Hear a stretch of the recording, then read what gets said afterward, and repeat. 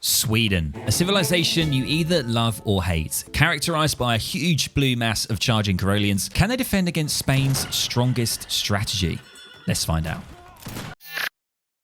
Right, ladies and gents, before we jump into this video, the star of this replay is going to be Shake. Now, Shake is about a top 200, 1600 elo player, and he is part of a brand new Discord server called the Free Food Party. Now, I know Shake, Crispy, Bronchi, and other people within this Discord server for a very long time. They're very decent people, awesome people to hang out with, and they're going to be doing a free DLC giveaway. Now, when I mean DLC, I don't just mean the latest Knights of the Mediterranean, I mean the previous ones as well. So if you don't have any DLCs and you do want to grab one, all you need to do is join the Discord server. Link is down below, and all you need to say is hello. That's all you need to say in the main chat. I think it's the canteen channel. All you need to say is hello, and that's it. So guys, let's jump into it. Right, ladies and gentlemen, you find me on the battlefield, and here we go. We have Shake playing as Sweden versus Matrier Dong. Now, I don't really know. I mean, Dong. I mean, come on, come on, Dong. Really?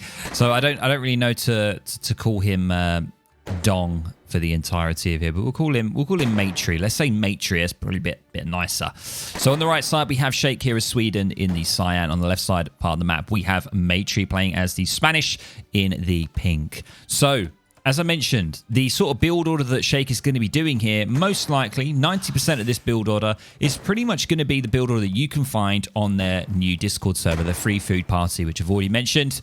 So you can go and check that out. There are going to be more build orders and all sorts is going to be hitting that server. So make sure to jump on it and check it out. So here we go. So we can see 2 Torp opening.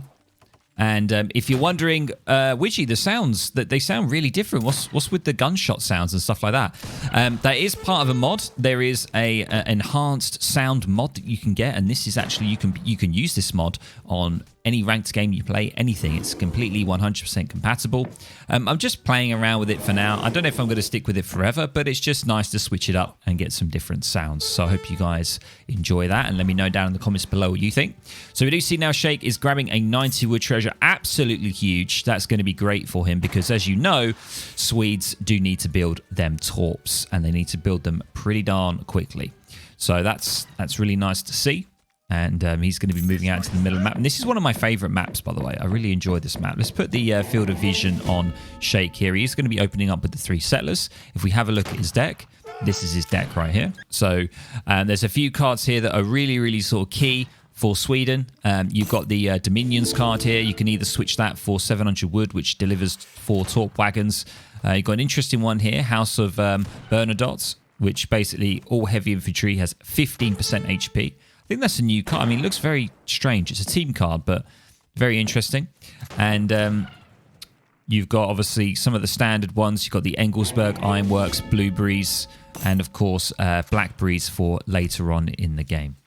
So that is Shake, and he is going to be trying to take another treasure here. He's going to be trying to tussle with Matrion. Unfortunately, he's going to be unsuccessful, and Cantina the dog is after him. Is he going to get... He is going to get swiped down. He's only got 9 HP left. That is really unfortunate.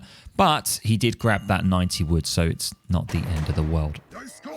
Unfortunately, he's going to be going down there. Let's have a look at Matri quickly. And Shake, this is going to be a prime example, this video, by the way, of how to defend against a very strong Spanish FF timing. Now, as you know, if you've played against Spain or if you play Spain, one of their best strategies is a good old fast fortress. They're very good at it because they get cards in a lot quicker, which lends itself well to the FF. We can see now that Matri is getting the capitalism card, and before that he already got the settler card. So that's how quick it is. He's obviously opened up on a TP as well, so very, very fast XP for Spain, so it lends himself very well to going for a fast fortress. And already he's got a 3rd card available, and he's going to be holding that one off. Let's have a look back at Shake now. Now he's in his transition time. He's starting to build torps. If we turn his vision on just for him, he is going for the governor, which is more of a... It can be a defensive or offensive with Sweden. You can put it in your base. You can put it in a forward base. Many things that you can do. If we have a look here, we can see he's managed to nab himself a scout, and these scouts you can put in stealth mode. And what I suggest when you do get these is put them in stealth mode and just stick them outside of your enemy's base. Just so you can see any sort of potential infantry coming your way or anything like that. And we can see now that he's pretty much got everyone over to wood, and it's Torp time, baby. He's going to be securing his 4 Torps in base first, and then he's going to be moving further out onto the map. As you can see here, he's grabbing a torp there. And I imagine he's probably going to be starting to grab further torps along the other side of the map as well. Just needs to probably tidy the herding up a little bit here. It's not the end of the world. Oh, that's unfortunate. Didn't wait long enough for the herd there and unfortunately shot the sheep here. So his age up is coming in, and what is he going to be going for first? I'm going to probably say, let's say the Dominions. I think he could go Dominions here. I think he's chopping enough for potentially a barracks. Is it going to be Dominions? Yeah, barracks immediately down. And it'd be interesting to see. And he's putting the outpost in a very defensive position. So he's anticipating a fast fortress timing, something like that. And what do we see? We do see the Dominions card coming in. So mate tree here is going to be immediately advancing as well, a little bit later, to be honest, but he's going to be immediately getting in 700 coin and 700 wood, and him himself has gone for the governor as well, and it looks like he's going to be putting that more into a forward position. A very sort of standard Spanish play, guys. You know, you can do this FF all the way up the ladder. I'm not even joking. The kind of like tower FF for Spain is so strong that if you execute it well and you micro well and you macro well, you can do this strategy all the way up to 1700 elo. It's just all about practice and knowing your opponent and your map and stuff like that. So we do now see, yeah, it looks like, where is he putting this outpost? Ooh, cheeky. He's putting it sort of behind, not where you would expect it. You'd expect it to be in the center of the map, maybe around here. Instead, he's put a cheeky little one down at the bottom here to try and throw Shake off. Let's hone back in on Shake and see what he's doing now. He's already got himself a few Corollians. He's maxed his torps out in base. Fantastic. He's got blueberries on the way next, which is basically going to replace these berries for higher amount of berries. You can see here your berry bush present on the map also becomes blueberry bushes and contains more food. And also blueberries are gathered much faster. I don't know exactly how fast, what the percentage increase is. We can see here it's 0.3 at the moment, so we'll see what that changes to. He's got 10 Corollians out ready to go on the defense, and you can see here still majority of vills on wood because it's still all about torp creation. You can see now he's got the torp up here in the top part of the map, and he's already building upon the one down here, and he's got 12 torps already. And let's have a look at that upgrade. That went from 0.3 to 0.5, so that is absolutely huge. That is, if I can do the maths, 50%. Way more than that. Because 0.3, 50% increase from that is 0.45. So you're talking like easy 65%, 70% increase. So yeah, that is 100% worth it, the blueberries, to get that as soon as possible. And you can see he's putting a market at the back here of his base. Interesting spot, maybe just to keep it so it doesn't get destroyed. I tell you what, losing a market is sometimes can be the most troubling thing and the most depressing thing that can happen, especially when you need to trade resources quickly for anything. We can see here we got 700 wood coming in, and the hunting dogs is on the way. God, I like those gunshots. Oh, they really go straight through you. We've got 17 Corollians massed up, and it looks like he has obviously spotted that he's gone for a second TP. Let's have a look at Matry here. He has gone for the age up, of course. He's got the scout. And I believe that's going to get him the, is that going to get him the Hussars? Yes. So he's got the Hussars. I imagine he's going to try and maybe use these to maybe raid for a little bit. I'm not entirely sure. But he is aged up. And the next thing he's definitely going for is the 5 Lancers. And he's going for this card, the Royal Albaderos. Now, I believe this one here, I think that does increase the movement speed of the Halberdiers. I believe. Don't quote me on that, because I'm not really a huge fan of Spain. I don't think I've ever really played Spain. Maybe once or twice. I've never played them on the ladder. So we do now see an artillery foundry. He knows that it's coming. Shakes knows that there's an FF on the way, so he's probably going to be training up some leathers, cannons. He looks like he's staying in age 2. He's got himself a healthy 21 Corollians there ready to go, and he's got 16 torps, so he's getting close to the critical mass. And it looks like Matry is he's not sieging these torps at all. He's just walking past them. He's got, oh, okay, it was a shipment, sorry. Yeah, he's got the Royal Albaderos. Now, these guys, 260 HP, huge amount of siege damage, and he's just going to be rolling straight in. He doesn't even care. He's just going straight in. So let's see how Shake deals with this. He is going to be trying to deal with the 22 Corellians. He's got 2 leather cannons in queue. Also, pikemen on the way as well. And it's going to be a tricky one because the Lancers really do counter any sort of Corellian infantry. So he needs to play this quite well. He's sort of sandwiching himself between the outpost and barracks. He's, the opponent is under outpost and TC5. We do see the militiamen have popped. The leather cannons have come out just in the right time. It looks like, unfortunately, halberdiers are going to be swarming them, and they both go down. But it looks like hopefully the TC and outpost are going to try and do as much as they can to deal with these Lancers. And it looks like it's looking a little bit shaky for Shake right now. He does have a card on the way. He hasn't got the next card. I don't know what he's planning on doing. Whether he's going to be going maybe for 3 Hussars, or whether he's just going to hold off on that shipment. Maybe he's confident. He's doing a good job with microing, though. The Lancer's not really being able to get a huge look in here. And, yeah, more Corellians just coming out. And this is a pretty darn good defense from Shake here. I'm not too sure what Matry was thinking. Bearing in mind, Matry is like a 1700 elo player. So he's not a bad player. And we do now see Engelsberg coming on the way, which is going to increase and double the amount of coins mined from the Torps. Settlers are going to be coming out, and that is a very successful defense there. So let's just stop for a second. So what can we say about that defense? How did that work? So what I think Shake did really well is he made sure to get his Corellians in a nice position here, sandwiching between the barracks and the outpost, just so there is no sort of serious surround from the Lancers and any other infantry. Also, he did get those 2 leather cannons. That did distract the halberdiers for quite a while. They did both go down, but it did distract them. And of course, you've got to bear in mind there is the TC and outpost fire upon the army as well. So I think also just maintaining Corellian production whilst being pushed as well.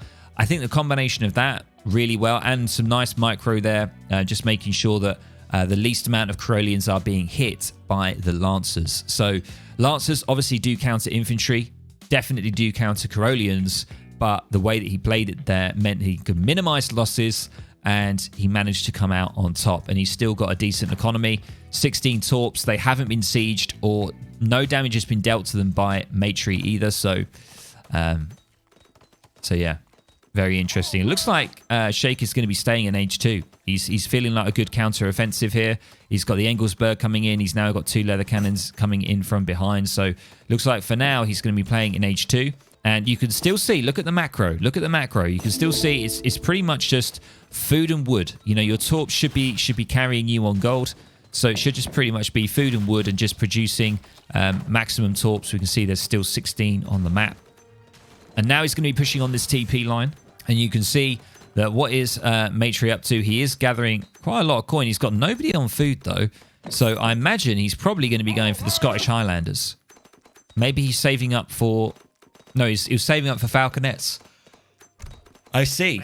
So he's got 4 falconets, 6 falconets. Where's the other 2? Okay, yeah, so he's got 6 falconets rolling in. And he's just going to try and just go with it with the 6 falconets for now. He's got no other military coming in at all. And, I mean, this is quite dangerous. Shake could have some Huss. It's potential. He's got the 3 Huss shipments, so... that is kind of daring for Matry just to roll those falconets all the way across the map. We do now see just once again further production. Nearly got those max Torps. So, and you can see the amount of gold coming in now. It does start to get a little bit out of hand. So usually you want to think about potentially aging up around this point. But it looks like Shake is staying in Age 2 here for now. He's feeling pretty good. We got 6 Falcons rolling in though, and there is the 3 Hussars there. Has he spotted the Falcons? He hasn't. So he's just blindly gone for the Hussar, which is probably the best thing. Anticipating some artillery, because he hasn't seen any. We haven't seen any falconets, so he's probably expecting the Falcon shipment. And we are going to see them rolling forward. Here they are. 6 falconets on their own. We do now see the rods have now come out, the Rodeleros. So yeah. They are going to be there to protect the Falcons. If any kind of cav want to get involved, you can hear those juicy sounds. They sound amazing. The advanced sounds sound great for the artillery. Absolutely juicy.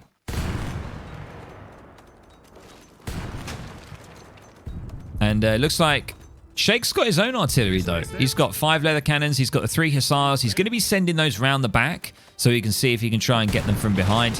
And I think all he needs to do is just focus on the Rodelleros. Oh, my God. He's got 8 leather cannons. Okay, 8 leather cannons versus 6 falconets. Who is going to win? I think it's definitely going to be the falconets. But if he plays this right, he's got a lot of infantry. Wow, he's got actually 2 more falconets. Matri's got 2 more coming up from behind. So 8 falconets on the way here. And all he's doing is just mining gold. And I think he's probably going to go for the Scottish Highlanders. No, he's not. He's going to go for the 8 Rodelleros. Okay. All right. Shut me down. Or shut me up, I should say. And you can see the hussars here dancing around. They're going to be waiting for the right time to push in. Even more leather cannons. Remember, leather cannons cost food and gold. Actually, no, they don't. Sorry, I'm being stupid. They cost food and wood. So remember that. So you can see the torps here on the blueberry bushes. They're still doing pretty good. But they will start to run out. And when they do run out, you're in a tricky situation. You're going to have to go age 3 to get your blackberries. That's the only real way. You can see he's lost his blueberry bushes here, or his torps. And now he's going to be rolling in. Unfortunately, the hussars tried all they could, but that was pretty much it from them. And the Corollians are going to just be charging in, it seems. And they're going to be annoyingly going to be around this TP post, which can be really troublesome. And it looks like he's just going to be charging them in, and the leather cannons are just going to be going absolutely ham on them. And yeah, it looks pretty much like nearly all the falconets have gone. The leather cannons just basically acting as like a culverin here. There's so many of them. And that is all the falconets, bar 1, have gone down. And what a great use of the Corollians, getting them stuck in at close range. Because sometimes that's all you can do, guys. When you've got that much. The lull there from Matri, a big lull. You love to see it. The 11 leather cannons are going to be rolling in now. This is like an artillery just nightmare here for anybody who hates artillery. You do not want to be watching this.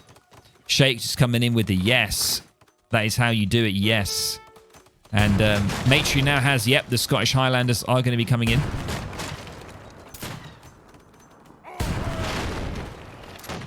And now the outpost is going to be going down. Corollians are going to be on it. Boom. And now he's going to be moving forward with that mass. And there's no sign of him aging up. There's no point in him aging up right now. He just needs to maintain the pressure. And that's exactly what he's doing. And what is Matri doing here? What is his answer going to be? The Highlanders and more falconets. That's just going to be his final stand, I think.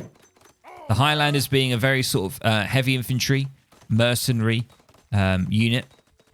But remember, there's so many leather cannons here. I think there's too many leather cannons. The leather cannons, I imagine, will be focusing on the falconets first and then moving on to the Highlanders. I imagine that would be the plan. And he has now got his Highlanders. There they are. Look how insane they are. 63 damage. And he's going to be just... Is he pulling the boys? Is he pulling the Vils? Oh, no. I thought he was going to pull the Vils there for the fight. He might be doing it, you know. He might be doing it because villagers can be surprisingly good at artillery if you can get them stuck in. And I think that's what he's doing. I think he's pulling them in. And here we go, ladies and gents. The Vils are going to be getting stuck in, I think. Was that intended? I'm not entirely sure, but they are stuck in nonetheless. And I think they're just going to be trying to block the leather cannons. The Corollians just going to be going melee. And that's the best thing against these Highlanders. They have 32 hand attack. Corollians have 20. But I think it's a better exchange to do that than rather than actually dealing with them in range. So we can see all the leather cannons have completely disappeared. The Vils doing a great job of dealing with them.